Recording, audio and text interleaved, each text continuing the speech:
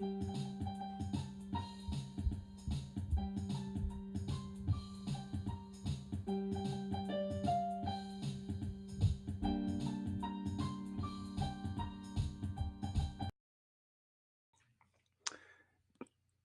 morning, good afternoon, good evening, whatever time you're catching this broadcast. I want to welcome you to today's enlightenment here on Facebook and also on YouTube. My name is Jay Moore, and I'm your healthy accountant, helping you to account for your life in all areas: mental, spiritual, financial, relational, all those areas that matter, even your health. That's what we're helping you to account for in your life when we're talking about I'm your healthy accountant. All right, so guys, thank you so much for joining me. And we're going to jump right into this topic of you are wealthy and you don't even know it. You don't even know it. And so wealth and success, these are some hot topics in 2019. They've been hot for the past, a few years, because I know that I've been studying these areas. And the more and more I study and the more I do things, what I'm finding is that a lot of times what we have to first do when it comes to success, or hey, good morning, Gina. When it comes to success, money, wealth, anything in your life, the first thing you must do is start with, what do I have already? A lot of times we're looking outside. We're saying, you know what, I want that over there. If what that person has, if I could have it, then that would make me better. And I've got some news for you, is that you already have what you need. And so here's the proof.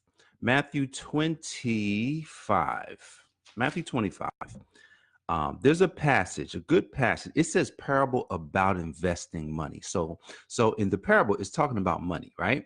And so 14 all the way to 30. You want to read that. So I'm going to give you the clip notes. I'm not going to read all of it right now, because it's a lot of verses. And so a lot of us has heard about this type of text. And so the parable was talking about how it says the kingdom of God. It says there's this, the situation at the end of time can also be compared to a businessman who decided to go to another country. And so what he did was he got some of his managers together and said, you know what, I'm going to, give all of my managers, my top managers, something to work with. And so, but it was based on their skill. This is the key word. Is based on their skill of investing money already. See, he's not going to give a person that hasn't shown a track record more than they can handle. So he gives one $5,000. He gives another $2,000, and he gives another $1,000. So look, that's according to the skill. Now, here's what happens. He entrusts them to do what's right for his money, and they had to go out and basically increase it. You know the story. The 5,000 turned to 10,000. See, he had the skill already. The 2,000 turned to 4,000, but the 1,000 stayed at 1,000. All right. So here's the thing. Everyone had a skill already. It's not like he had to come to them and said, let me teach you how to do this. He didn't have to do any of that. He didn't have to teach them how to do it. He just had to say, you already have the skill, you can do it. Now here's the money, here's the talent, here's what you can now use to go out there and multiply this. So have you in your life been looking at yourself, or not really paying attention to the high amount of skills that you have? Maybe it's just one skill. Do you know the one skill that could change your financial life? Do you? Do you know that one skill? Because if you don't know the one skill, then your job today, tomorrow, this year is to find out, what is the one skill I could use that could change my financial life? See, because we are all searching. Everyone's searching to live their best life right now. Everyone is. There's not a person that I talk to that doesn't want to live their best life. But the thing is, most people are not saying, I just want a lot of money. No, they want enough money. They also want to help other people. And so the thing is, you got to know what that one skill is. You've already been equipped. He gave everybody at least one. So here's what he did. Here's what happened with those individuals. The 5 turned into 10, the 2 turned into 4. He doubled. Everyone doubled. The 1, I believe, would have doubled. It would have turned into 2. From 2, it could have went to 4, from 4 to 8, from 8 to 16, from 16 to 32. You see how that works? That's how it works. But see, God can help you multiply anything if you are refusing to use what you have. See, it's 2019, and a lot of us have, started our years off. I started before 2019 with my goal sheet. I've got it laminated.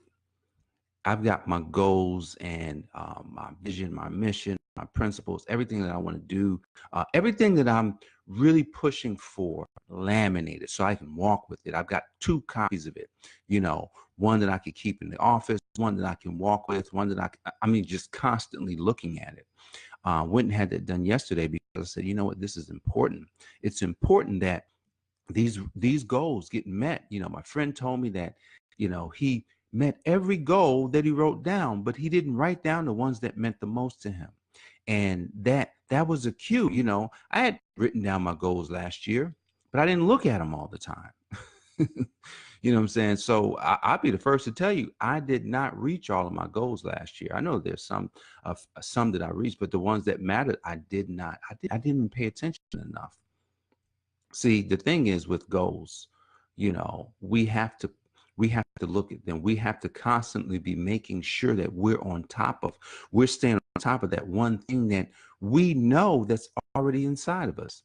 See, because the wealth that you have, see, God is so good that he wouldn't,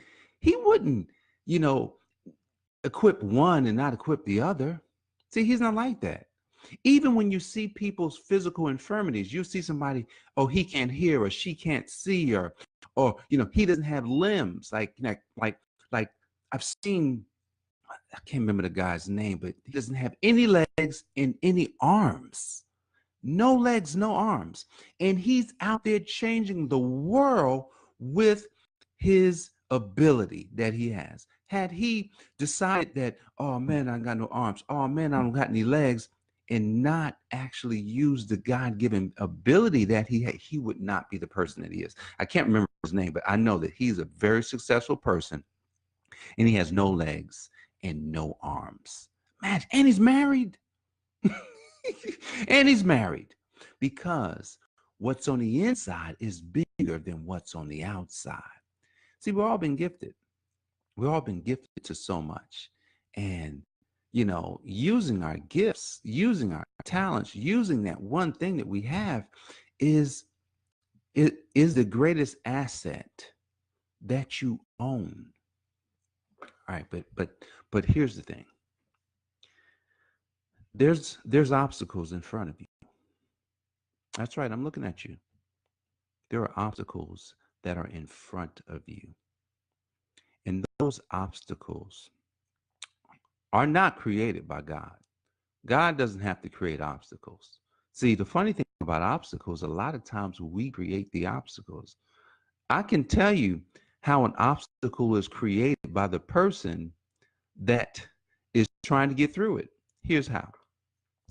If you're worried about something, and then you're creating images in your mind of the worry, you've created the obstacle.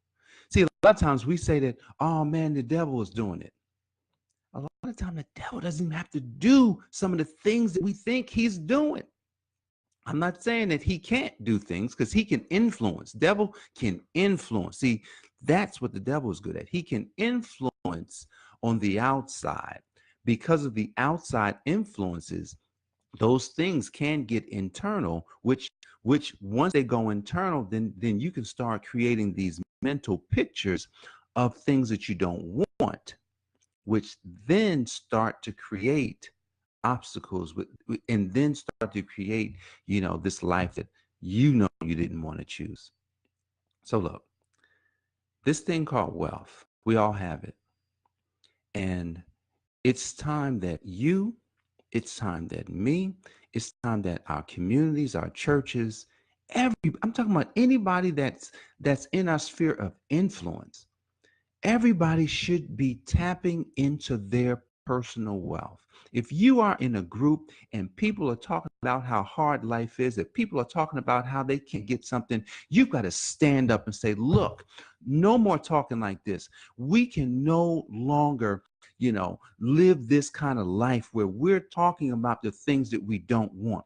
You must stand up. You've got to do it. We cannot be around people that are constantly focusing in on the problem to the point where they can't see the solution. We have to decide that we must be open. We have to do that. You and me. Absolutely. See, because if you constantly stay in the conversations with people that are talking about woe is me, life is hard, it's never going to happen, I'm going to give up, there's no way that this goal is reachable. If someone is in your sphere of influence, you got to stand up and you got to say enough is enough. I know I can do it, because with God, with Christ, all things are possible. All things are possible. And that's a promise. That's a promise that you can use on a daily basis, so that you can say, you know what? If God had it written in the word, and yesterday we read a text that, or it was either yesterday or the day before, I read a text where it talked about how, heaven and earth will pass away before what's written in God's law will pass away. So if that is true, then that means that whatever is in this word is absolutely true. That if it said that with Christ all things are possible, then all things are possible. Even to the point where, he can use you to heal somebody. He can use you to heal somebody in their finances. He can use you to heal somebody in their health. He can use you to heal somebody in their relationships. He can use you to heal somebody in their spiritual and mental life. He could do that. The only way he could do that is that you have to allow yourself to be open. You have to allow yourself to receiving the impossible. You have to do that. See, he just can't come in and say, hey, I'm gonna do this for you. Mm-mm. He can't do that. He's not going to do that. He's going to allow you to choose, but then once you choose, you've got to go through the process. That's right. There's a process to get to, that level of awareness, enlightenment, where we defined enlightenment about a week ago. Enlightenment is the education or awareness to change or of change. The education or awareness. So in order to be enlightened to what it is that you have inside of you, that wealth, you're going to have to get educated. And you're going to have to start moving yourself in a changing motion on a daily basis. And by doing this change, this moving, this constant growing, you'll find out what that one thing is. You'll find out once you find the one thing, that one thing leads you to two, that two will lead you to four, that four will lead you to eight, that eight will lead you to 16. Look, I'm telling you, man, if you just pay attention, if we all paid attention to success and people that are wealthy, and not just in money, but I look at someone like Bill Gates and Warren Buffett. They're not just wealthy in money, man. They're wealthy They have rich lives. They are enriching the lives of many people through their products, their services, through their information. They are enriching. They figured out they don't even have to live on all their money. They're giving most of their money away. It was who was it? Rick Warren. He's the um he's the pastor for, I think, Saddlebrook Church, and his church went from small to huge. He tithes 91% of his money that he earns. Like 91%, he lives on 9%. Now, when he mentioned that, he's not bragging, but he's letting you know that, hey man, we need the money. Money is needed, but you don't have to use it for yourself. This wealth that we're talking about, yes, you want to have it because you can use that wealth to enrich the lives of many people.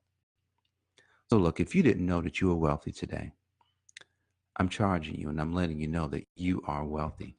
You are filled up with so many resources, and you can get out here and you can choose to take that one resource that you might have, one, because you got one resource inside of you that you can use, that will allow you, that will allow God, not just you, it will allow God to show you what he's already done inside of you, because that's how God works. He he uses what's already inside of you to take you to the next level. And so that's what I want you to do. Think about the one thing, or think about, even if you don't know the one thing that's inside of you, I want you to pray over that. And I want you to keep asking God, what is my one thing? What is the thing? What did you give me? And you're going to find out. You're going to find out today or tomorrow or sometime this week what that thing is. And then what you're going to have to do at that point is decide. You decide whether or not you want to use it or not. Don't be like that person that's talked about in Matthew 25:14 through 30, the one that got the 1 talent or the $1,000 that didn't use it. Don't be like him, because that person that person lost, and that person lost his job, but the parable was about the end of time, and how if you don't use it, you can't expect God to want to bring you into his fold. Because if you're sitting on resources that you never use, well, I'm talking about woe unto you. Woe unto you. One of my teachers used to say that, woe unto you. So find out the one thing. I know you have one, and start using it, but ask God what it is, and then what you should do in order to use that one thing. All righty, guys, you're wealthy, and I know you are. So I thank you for joining me today here on today's Enlightenment series here on Facebook, and I look forward to seeing you back here tomorrow. God bless you. Take care.